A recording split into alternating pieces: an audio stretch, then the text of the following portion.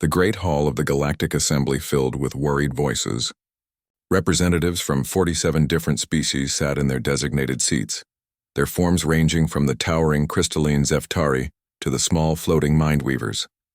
Today's emergency session had been called for one reason. The Velkari Empire had done it again. Ambassador Chen Wei of Earth stood quietly in the human delegation area. He was a man in his 60s with gray hair and calm eyes that missed nothing.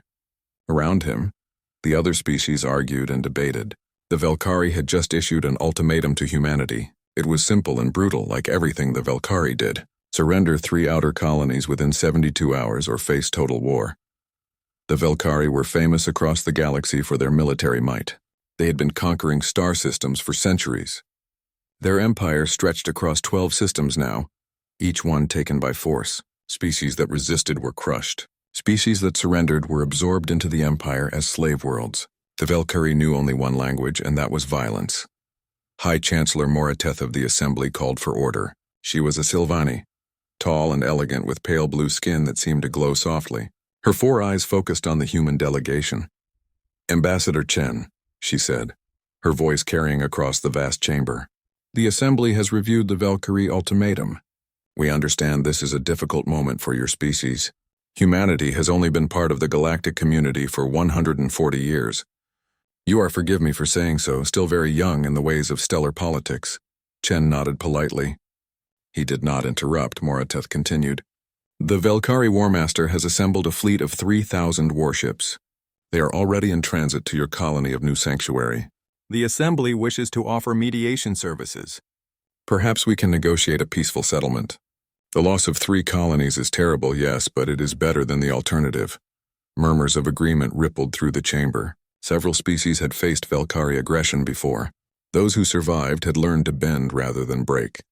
Ambassador Torvak of the Kryn Collective spoke up. His species looked like upright bears covered in thick gray fur. "The human fleet numbers perhaps 800 ships by our intelligence. They are outmatched 5 to 1, maybe worse. The Velkari have been waging war for millennia. Humanity has been in space for barely a century. This is not cowardice I speak, but mathematics. Survival is not shameful." More voices joined in. They were trying to help, Chen knew. These species genuinely believed they were saving humanity from extinction. They had seen too many young species challenge the Velkari and vanish from the stars. In the center of the chamber, on a raised platform reserved for visiting dignitaries, stood Warmaster Krell himself. He was Velkari through and through, nearly 3 meters tall with blood-red scales and 4 powerful arms. His species had evolved from apex predators, and they had never forgotten their roots. His yellow eyes gleamed with satisfaction as he watched the Assembly try to save the humans. "The Assembly wastes its breath," Krell said, his voice like grinding stone. "The humans will surrender or they will die. We have given them more time than we gave the Porthians. Be grateful for our mercy." The Porthians had been eliminated 30 years ago. Their homeworld was now a Velkari military base. It served as a reminder to everyone what happened when a species chose war over surrender. Chancellor Morateth looked at Chen with something like pity in her eyes. "Ambassador Chen, what is Earth's response to the ultimatum?" The chamber fell silent. Every species present leaned forward slightly, waiting. Some had even prepared refugee protocols, ready to offer sanctuary to human survivors after the inevitable happened. Chen Wei stepped forward to the speaking platform. He moved with the careful grace of someone much younger than his years suggested. When he spoke, his voice was quiet but clear. It carried to every corner of the massive hall. "The United Earth Government has reviewed the Velkari ultimatum with great care," he said. "We have consulted with our military leaders, our colonial governors, and our civilian population. We have considered all options available to us." He paused, and in that moment every being in the chamber held their breath. "We decline," Chen said simply. The silence stretched for 3 full seconds, then chaos erupted. Dozens of species began shouting at once, some in disbelief, others in anger at human foolishness. Warmaster Krell threw back his head and laughed, a sound like thunder in the enclosed space. "The children wish to play at war," Krell roared. "So be it. My fleet will reduce your colonies to ash. Your homeworld will be next. The Velkari have spoken." Chancellor Morateth tried to restore order, her voice rising above the din. "Ambassador Chen, please reconsider. The Assembly can arrange for refugee ships. We can preserve your species even if your colonies fall. This is suicide. Chen waited for the noise to die down. He did not look worried. He did not look afraid. He looked, if anything, tired. With respect, Chancellor, we have made our decision, he said. We will not surrender our people to slavery. We will not abandon our colonies. If the Velkari wish to wage war, then we will answer with war. Ambassador Torvak of the Kryn Collective stood, his massive form trembling with emotion. You condemn your entire species. We are trying to save you. We appreciate your concern, Chen replied. His voice remained calm and even. But humanity must stand on its own. We cannot begin our relationship with the galaxy by sacrificing our people out of fear. War Master Krell descended from his platform and approached Chen. The Velkari towered over the human, designed by evolution to intimidate and dominate. Chen did not step back.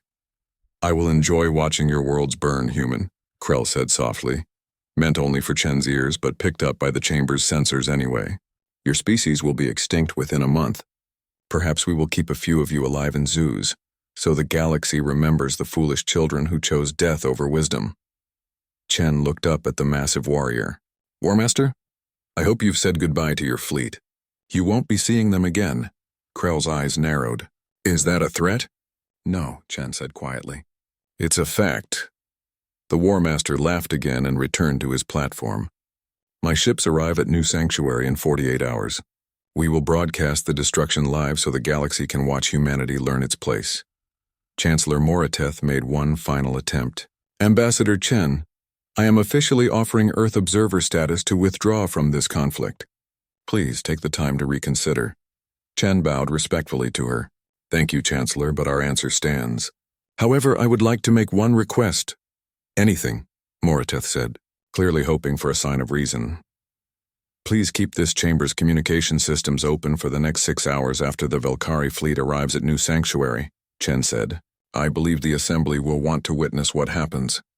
6 hours? Moriteth asked, confused. Ambassador, battles between fleets can last for weeks.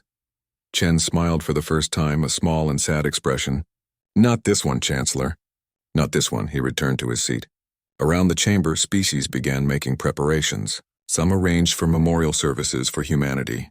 Others placed bets on how long the human colonies would last. The general consensus was 3 days at most. None of them knew that in 48 hours, everything they understood about warfare would change forever. The Velkari had picked a fight with the wrong species. Humanity had been preparing for this moment since before they reached the stars. They had learned lessons written in blood across 10,000 years of their own brutal history. The war was about to begin. And it would be over, before most species even understood what had happened. 48 hours passed like a countdown to extinction. The Galactic Assembly kept its communication channels open as Ambassador Chen had requested, though most species thought it was simply humanity's way of ensuring someone witnessed their final moments. It was a sad gesture, they thought, but understandable. New Sanctuary was a modest colony world. Humans had settled it 30 years ago, building towns in the valleys between Purple Mountains and farming the fertile plains. The population was 3 million people, mostly farmers, teachers, engineers, and their families. It was peaceful and quiet, the kind of place where children played in streets without fear. Now those streets were empty. The Velkari fleet dropped out of hyperspace at the edge of the system. 3,000 warships materialized like a swarm of angry insects. They were massive vessels, each one bristling with weapons. The smallest destroyer was twice the size of human frigates. The largest dreadnoughts looked like flying cities built for destruction. On the bridge of his flagship, the Bloodhammer, War Master Krell watched the tactical displays with satisfaction. His prey was trapped. There was nowhere for the humans to run.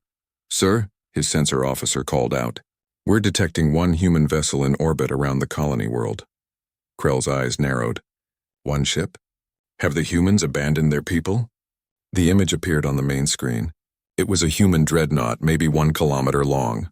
Compared to his fleet, it looked like a single fish facing a tsunami. The name painted on its hull read UESS Indomitable. The colony appears evacuated, another officer reported.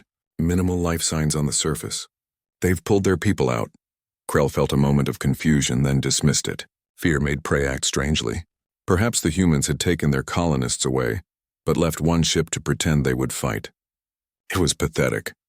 "Open a channel to that ship," Krell ordered. The face that appeared on his screen was a woman in her 40s with dark skin and calm eyes. She wore a crisp military uniform with captain's insignia. "I am Captain Maria Santos of the UESS Indomitable," she said. "You are in violation of United Earth space. Turn your fleet around and leave immediately." Krell laughed. His officers joined him. The sound echoed through the bridge. "Captain Santos, you face 3,000 ships with one. You cannot possibly believe you can stop us." Santos's expression did not change. "I don't need to stop you, War Master. I just need to delay you for 73 minutes. Delay us? For what?" Krell was genuinely curious now. "You'll see," Santos said and cut the connection. Krell felt a flash of anger at the disrespect. "All ships weapons free. Destroy that vessel, then begin bombardment of the colony. Let's send humanity a message written in fire." The Velkari fleet surged forward. Energy weapons charged. Missile tubes opened. 3,000 ships against one. It should have lasted seconds. It did not. The Indomitable moved. But it did not move like ships usually moved. There was no acceleration curve, no momentum to overcome. The human vessel simply changed positions as if it could ignore physics itself. One moment it was directly ahead. The next moment it was above the fleet, then behind, then to the side. Velkari weapons fired. Every shot missed. The Indomitable seemed to know where each weapon would aim. Before the Velkari gunners themselves knew, it danced through space like a ghost, then it fired back, rails guns. Simple kinetic weapons, nothing special by galactic standards. But these were different. The metal slugs left the Indomitable at 30% the speed of light.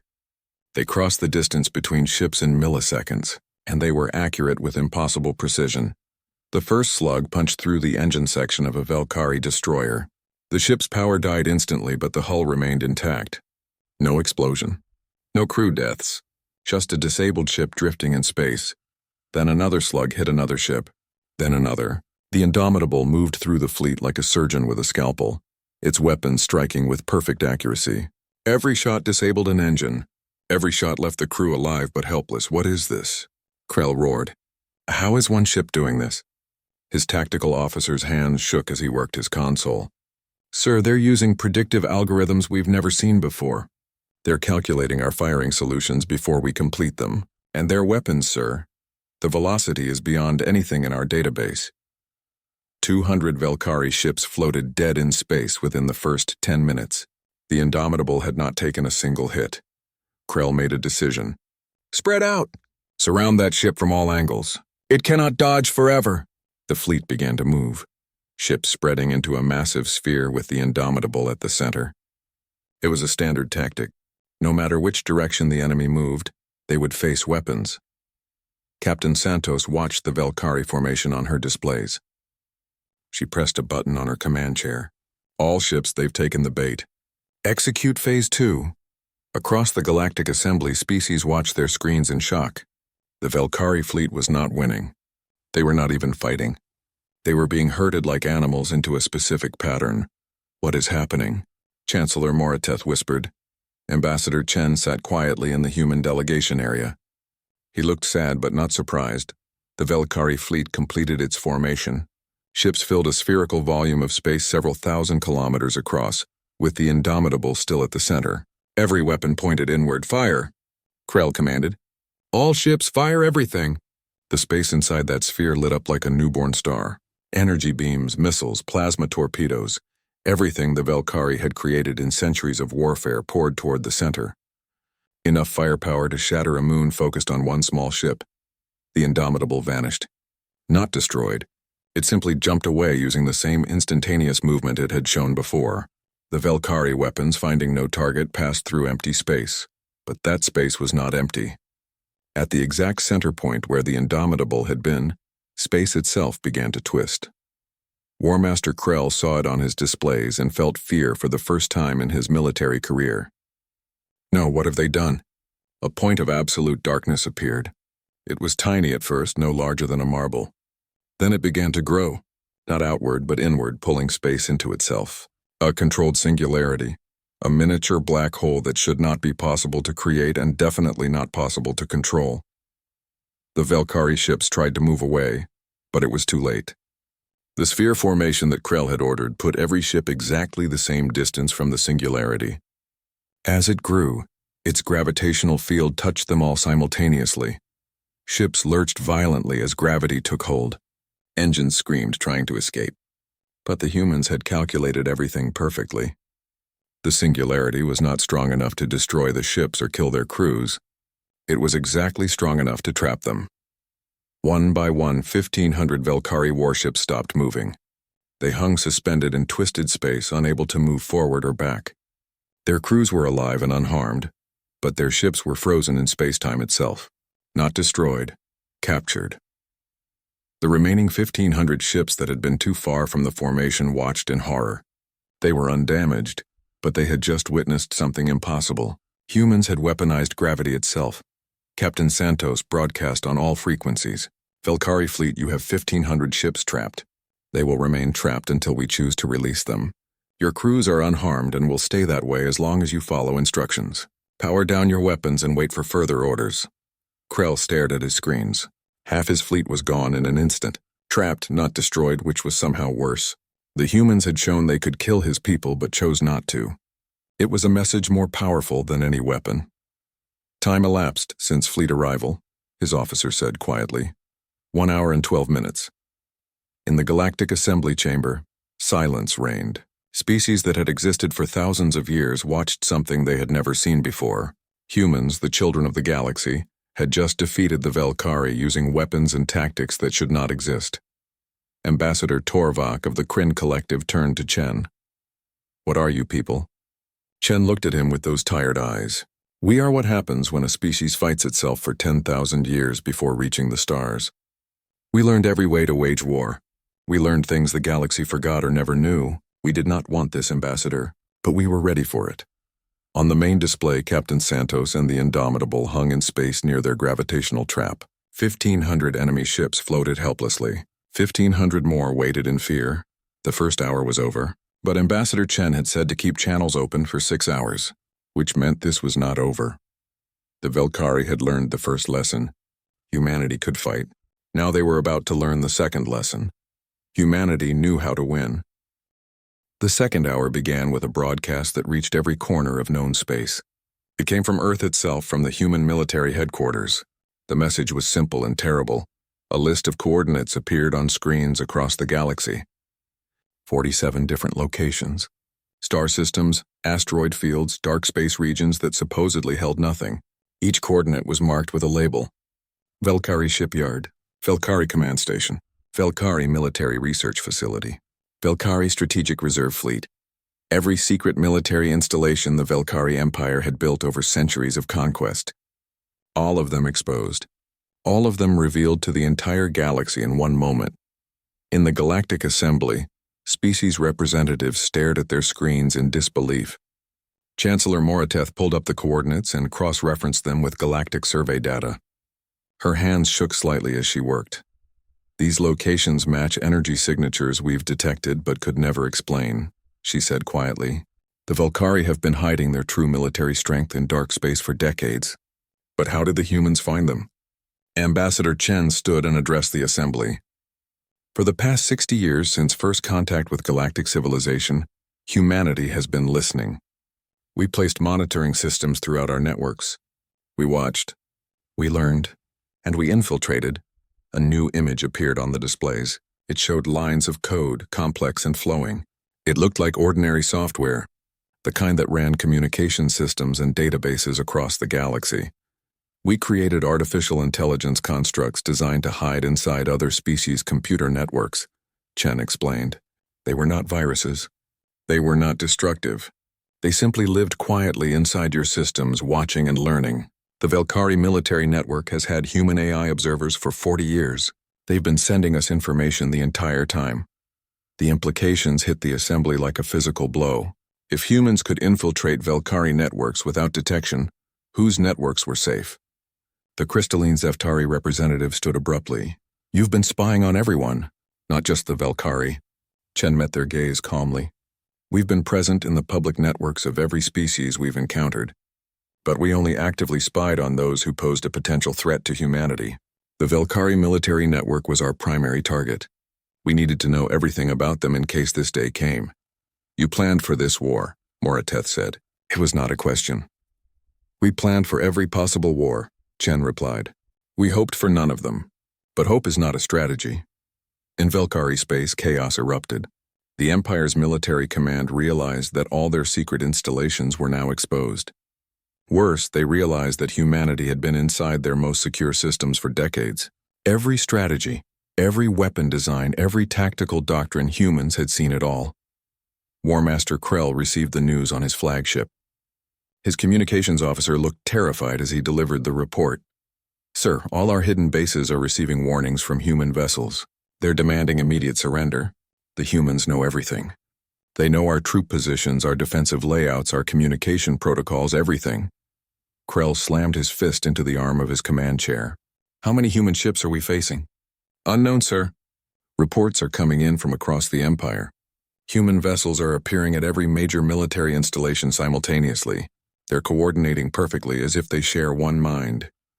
In the assembly chamber, tactical displays showed what was happening across Velkari space. Human ships appeared at military targets with precision timing. They were not exploring or searching. They knew exactly where to go and what they would find when they arrived. At the Velkari shipyard in the Kronos asteroid field, 5 human destroyers dropped out of hyperspace. They faced a defensive station with firepower designed to destroy entire fleets. The station commander ordered his weapons charged, ready to blast the human ships into dust. Then his communication system activated without his permission. A human voice spoke directly through his station's own speakers. Commander Veltarn, we have control of your targeting systems. Your weapons are now offline. We know you have 417 personnel aboard your station. We know you have families on Velkar Prime. We do not wish to harm you. Power down your station and evacuate to the emergency shuttles. You have 10 minutes. The commander stared at his tactical board. Every weapon system showed red, offline, locked out. The humans had not fired a shot. They had simply taken control of his station's own computers. How? He whispered. We've been inside your network for 17 years, the human voice replied. We know your access codes, your override protocols, everything. Please evacuate. We will not ask again. The commander made a choice. He ordered evacuation. His people fled to shuttles while human ships waited patiently. Once the station was empty, the human destroyers fired precisely targeted shots that destroyed power generators and weapon systems. The station was left intact but useless. This scene repeated across 47 locations. Human forces appeared, took control of enemy computer systems, gave time for evacuation, then surgically destroyed military capability while preserving lives. It was war waged with efficiency that terrified the galaxy. At the Velkari Military Research Facility in the Hadron Cluster, scientists worked on new weapons designed to counter potential threats. They had not considered that the threat would bypass all their defenses by walking through the digital front. Human Marines materialized inside the facility using some kind of short-range teleportation technology. They appeared in the central command room without triggering a single alarm. The facility director found herself facing a human soldier whose weapon was not even raised. Dr. Krenval, I'm Lieutenant James Mitchell. We're seizing this facility. Your research will be secured, your people will be unharmed, and you will be treated according to the rules of war. Please order your security forces to stand down. And if I refuse? Krenval asked, her voice shaking. Mitchell looked genuinely sad. Then people die who don't need to. We'd prefer that didn't happen. We're really trying to minimize casualties here, Doctor. Please help us do that. Krenval looked at the young human soldier. He could not be more than 25 years old. Yet he stood in the heart of a Velkari military facility, calm and professional, asking politely for surrender while his people seized control of an entire installation. She gave the order to stand down. No shots were fired. 20 minutes later, the facility was in human hands. Back in the assembly chamber, the hours ticked by. Hour 2 became Hour 3. Hour 3 became Hour 4. Reports flooded in from across Velkari space. Human forces were everywhere, moving with perfect coordination. They struck at military targets only, avoiding civilian populations entirely. Ambassador Torvak studied the tactical displays with growing horror. They're dismantling an empire. They're taking apart military infrastructure that took centuries to build, and they're doing it in hours. How many casualties? Another representative asked. Chen checked his data pad. Current estimates show 47 Velkari military personnel killed in action, 312 wounded. All other Velkari forces have surrendered or retreated. 47 dead, Morateth repeated. You're fighting a war across a dozen star systems and only 47 beings have died? We told you, Chen said quietly. We're disabling, not destroying. We learned a long time ago that the goal of war should be to end conflict, not to maximize death. Dead enemies cannot become future friends. A new report came in. Human forces had seized the Velkari Strategic Reserve Fleet, 300 ships hidden in dark space as a final defense against invasion. Not a single shot had been fired. Human cyber warfare specialists had simply locked out the Velkari crews from their own ships, then politely asked them to evacuate. The Mindweaver representative, a floating consciousness inhabiting a crystalline sphere, spoke with a voice like wind chimes. This is not how wars are fought. This is something else. Something new and terrifying. This is how humans fight wars, Chen replied. With overwhelming information advantage. With precise application of force. With minimal loss of life. We studied every conflict in galactic history. We learned from your mistakes and your successes. Then we developed our own doctrine. You studied us, Morateth said slowly. You've been preparing to fight us all along. Chen shook his head. We prepared to defend ourselves against anyone who might threaten us. The Velkari proved our concerns were justified. We hoped we would never need these capabilities. But when the War Master demanded our surrender, we had no choice. On the main display, Hour 4 came to an end. Velkari military power across the Empire was shattered. Their hidden bases were captured or destroyed. Their reserve fleets were seized or scattered. The empire that had terrorized the galaxy for centuries was collapsing in real time, but Ambassador Chen had said 6 hours. 2 hours remained. The Velkari military was defeated, but the war was not over. The question rippled through the assembly.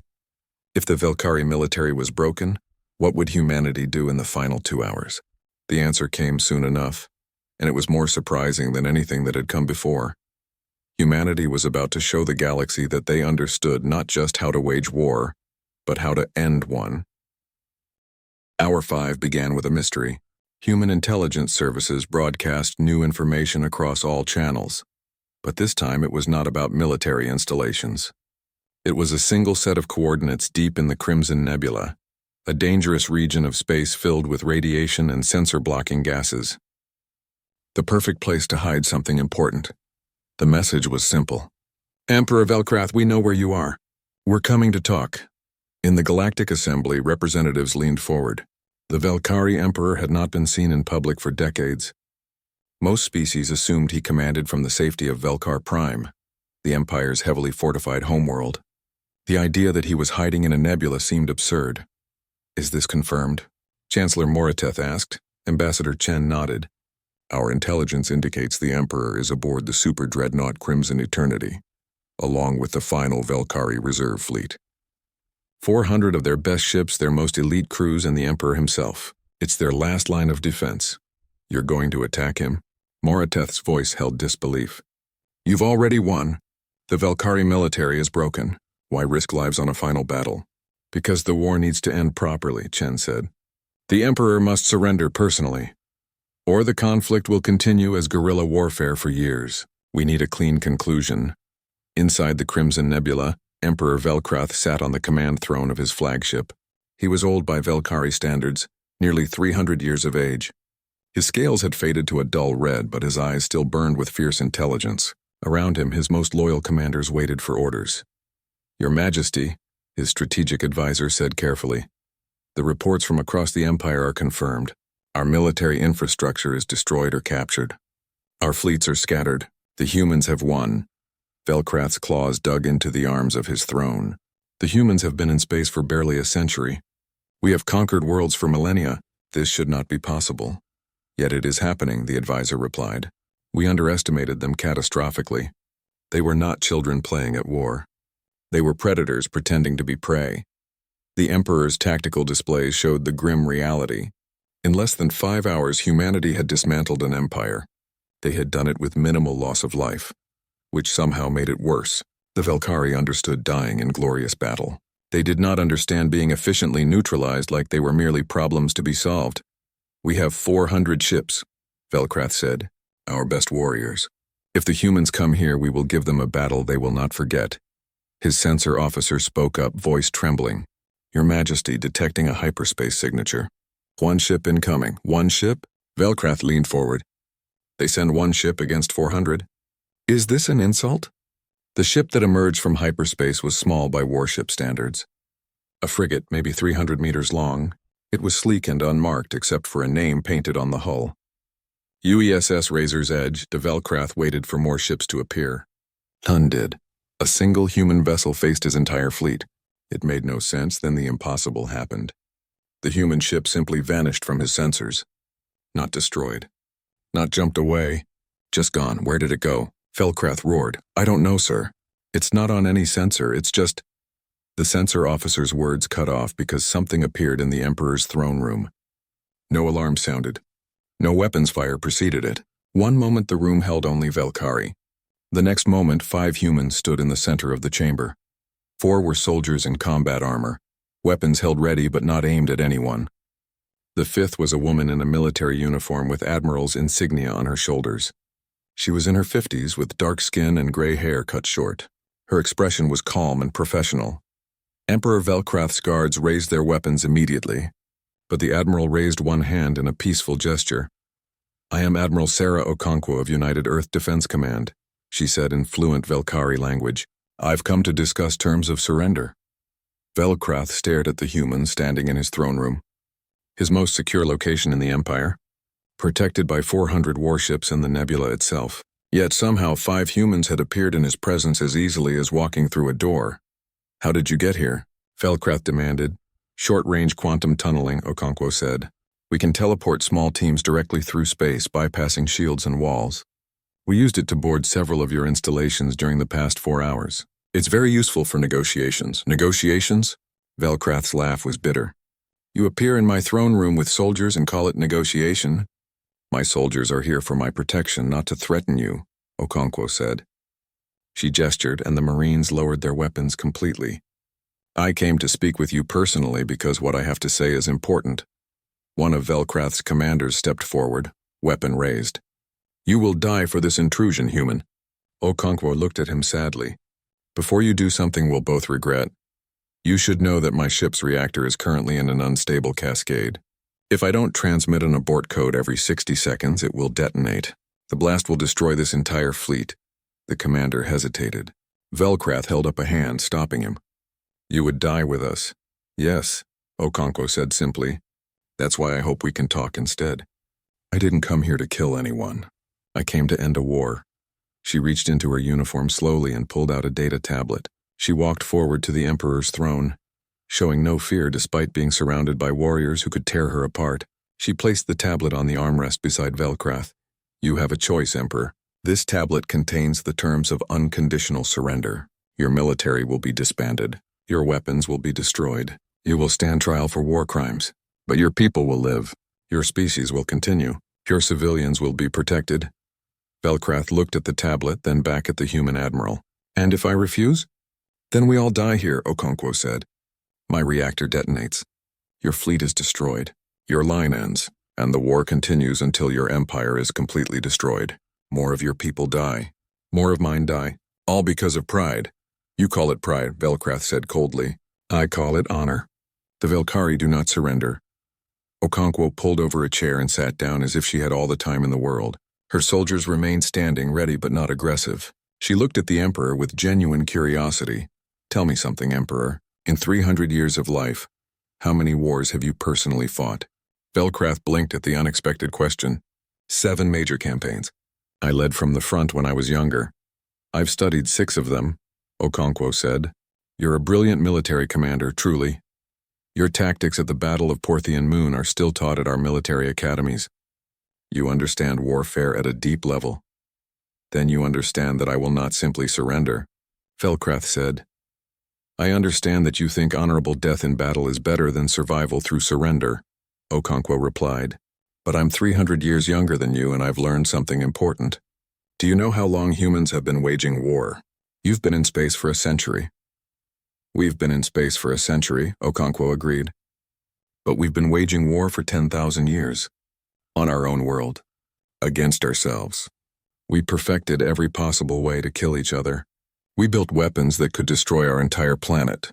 We created strategies that would make your worst battles look like children playing. She leaned forward, and for the first time Velkrath saw something in her eyes that unsettled him. Experience. Deep, terrible experience. We learned that honor means nothing to the dead, Okonkwo continued. We learned that victory means nothing if your people are extinct. We learned that sometimes the hardest, bravest choice is to surrender, so that future generations have a chance. We learned these lessons by nearly destroying ourselves multiple times. You compare your primitive conflicts to galactic conquest, Velkrath said, but his voice lacked conviction. Your empire has fought maybe a dozen major wars in its history, Okonkwo said. My species fought thousands. We've tried every form of warfare, chemical weapons, biological weapons, nuclear weapons, cyber warfare, psychological warfare, economic warfare. We've seen entire civilizations on our world rise and fall through conflict. We know war, Emperor. We know it better than any species in this galaxy. She stood up and gestured to the data tablet. That's why I'm sitting here offering you surrender instead of killing everyone on this ship. Because we learned that creating enemies for generations is stupid. Destroying a species is stupid. The smart play is to defeat your opponent, then help them rebuild. Dead enemies stay enemies forever. Defeated enemies can become allies. Velkrath picked up the tablet with one of his 4 hands. He scrolled through the terms. His empire dismantled. His military destroyed. Himself standing trial. It was complete defeat. Everything the Velkari had built over centuries would be undone. But his people would live. The species would continue. That was the offer. Survival for surrender. Your people will hate me, Velkrath said quietly. I will be remembered as the emperor who destroyed the empire. Maybe, Okonkwo said. Or maybe you'll be remembered as the emperor who saved your species. History is funny that way. It depends on what comes after. She checked her chronometer. I need to transmit my abort code in 20 seconds. Then I'll need your answer, Emperor. The Galactic Assembly Chamber had never been so quiet. 47 species watched their displays as Emperor Velkrath's surrender was broadcast across known space. The timestamp showed 6 hours and 17 minutes since the Velkari fleet had arrived at New Sanctuary. The war was over. Chancellor Morateth looked at the chronometer in disbelief. Less than a day ago, the galaxy had expected to watch humanity's extinction. Now they were watching the collapse of the Velkari Empire instead. The reversal was so complete, so total, that it felt unreal. I don't understand, the Zeftari representative said, their crystalline form flickering with confused colors. The Velkari Empire has stood for 800 years. It took humanity 6 hours to dismantle it completely. Ambassador Chen stood to address the assembly. He looked more tired than before, as if the weight of the past 6 hours had aged him. When he spoke, his voice was quiet but clear. The assembly has questions, he said. I will try to answer them. But first, I want to be clear about something. Humanity did not want this war. We prepared for it, yes. We planned for it, but we hoped it would never come. He activated a display that showed Earth. The blue and green world hung in space, beautiful and peaceful. Then the image changed, showing older pictures. Cities in ruins, battlefields covered in dead, mushroom clouds rising over devastated landscapes. This is our history, Chen said. This is what humanity did to itself before we reached the stars. For 10,000 years we waged war against each other. We developed weapons that could end all life on our planet. We came very close to using them multiple times. We learned about war the hardest way possible, by nearly destroying ourselves with it. The images continued. Ancient battles with swords and shields. Medieval sieges. World wars with millions dead. Cold wars where extinction waited behind every political decision. The species of the assembly watched humanity's bloody history unfold. We learned every form of warfare, Chen continued. Every tactic. Every strategy. Every weapon. We studied the psychology of conflict. We analyzed why wars start and how they end. We became experts at killing each other because we had thousands of years to practice. A Kryn representative stood. But you stopped. You reached the stars peacefully. We've watched humanity for a century. You've been good neighbors. We stopped because we finally learned the most important lesson, Chen said. War is easy. Peace is hard. Destruction is simple. Building is difficult. We nearly destroyed ourselves before we understood that. When we reached the stars and met other species, we made a choice. We would be peaceful. We would be cooperative. We would try to be the best version of ourselves. But you kept your weapons, Chancellor Moriteth said. You kept your knowledge of war. Yes, Chen said simply. Because we also learned that peace only works when you can defend it. Species like the Valkyrie exist. We knew someday we might face a threat. So we prepared. We built weapons in secret. We developed tactics no one had seen. We infiltrated networks and gathered intelligence. We did everything necessary to ensure that if war came, we would win it quickly and decisively. The Mindweaver representative spoke, their voice like wind through crystals. You have revealed yourselves as the most dangerous military power in the galaxy. Every species here now fears humanity. Chen nodded slowly. I know, and I'm sorry for that. But I want you to look at what humanity did in the past 6 hours. We disabled the Valkyrie fleet with minimal casualties. We captured military installations while allowing personnel to evacuate. We ended the war through negotiation, not annihilation. We showed that we can win wars without becoming monsters. He pulled up statistics on the main display. The numbers were staggering in their restraint. Total Valkyrie military casualties, 53 dead, 408 wounded. Total human casualties, 12 dead, 31 wounded. We fought a war across a dozen star systems and fewer than 100 beings died. Compare that to any major galactic conflict in history. The Assembly looked at the numbers. It was true. The Porthian War had killed millions. The Kryn-Sylvani border conflict had destroyed entire planets. Even small colonial wars typically resulted in thousands of casualties. Humanity had just dismantled an empire and barely anyone had died. How? Moriteth asked. How did you do this? Superior intelligence, Chen said. We knew everything about the Valkyrie before the war started. We knew their positions, their tactics, their capabilities. We used cyber warfare to disable systems before shots were fired. We used precision weapons to destroy equipment, not people. We moved faster than they could react. And we never forgot that our goal was to end the war, not to kill our enemy. He paused and looked around the chamber at all the different species. The Valkyrie made a mistake. They assumed we were weak because we were young. They thought peaceful meant defenseless. They forgot that the most dangerous warriors are the ones who know the cost of war and choose peace anyway. A notification appeared on the displays. Admiral Okonkwo was requesting to address the Assembly. Moriteth granted permission and the Admiral's image appeared. She was still aboard the Crimson Eternity, standing beside Emperor Velkrath. Members of the Assembly, Okonkwo said. Emperor Velkrath has signed an unconditional surrender. The Valkyrie military is standing down across all systems. We are beginning the process of disarmament and will be establishing peacekeeping forces to ensure stability during the transition. What will happen to the Emperor? Someone asked. He will stand trial for war crimes, Okonkwo said. But the trial will be fair. He will have legal representation. His people will be allowed to testify on his behalf. If found guilty, he will serve his sentence. But he will not be executed. Humanity does not believe in revenge, only justice. Velkrath stepped forward to speak. The proud emperor looked diminished somehow, smaller than he had before. But his voice was steady. I address the Galactic Assembly to confirm my surrender. The Valkyrie Empire will comply with all terms. I ask only that the galactic community help my people during this transition. We have been warriors for so long we do not know how to be anything else. We will need guidance. It was a stunning admission. The most feared military power in the galaxy was asking for help to become peaceful. The Assembly will discuss aid packages, Moriteth said. But I have a question for Ambassador Chen. What does humanity want now? You've won a decisive military victory. You've shown capabilities that make you the dominant military power in known space. What are your intentions? Chen smiled slightly, a tired but genuine expression. We want to go home. We want to return to our colonies and continue building our civilization. We want to trade with our neighbors. We want to explore new worlds. We want to help the Valkyrie rebuild as a peaceful society. We want the same things we wanted before this war started. You don't want to conquer? A representative asked skeptically. We've seen what conquest looks like, Chen said. We've studied every empire in our history and in galactic history. They all fall eventually. Conquest creates enemies. It breeds resentment. It leads to endless cycles of war. We learned that lesson at terrible cost. We don't want an empire. We just want to live in peace. But you could, Moriteth pressed. You have the power now. You could demand anything. We could, Chen agreed. And that's exactly why we won't.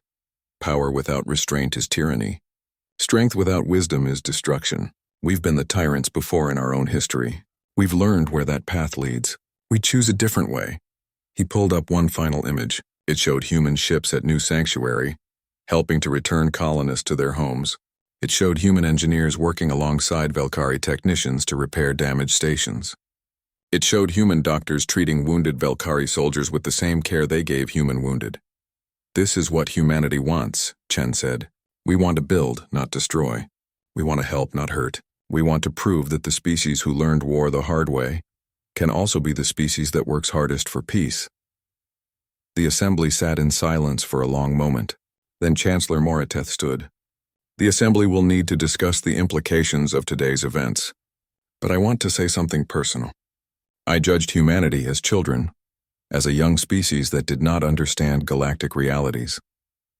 I was wrong. You may be young in the stars, but you are old in wisdom purchased with suffering. She looked directly at Chen. I propose immediate consideration of full assembly membership for humanity. A species that can win a war in 6 hours but chooses mercy over vengeance deserves a voice in galactic affairs. The vote was called. One by one, species that had doubted humanity now voted in favor. Not all of them voted yes. Some were still frightened of what humanity represented, but enough voted in favor that the measure passed. Humanity was now a full member of the Galactic Assembly. Chen bowed respectfully. We accept with gratitude and humility. We hope to be worthy of this trust. Later, after the official proceedings ended, Chen visited the holding area where Emperor Velkrath was being kept. The Emperor sat in a comfortable room, not a cell. He was under guard but treated with respect. Why did you come here? Velkrath asked when Chen entered. To ask you a question, Chen said. He sat down across from the Emperor. What if you had won? Velkrath considered the question seriously. We would have conquered your colonies.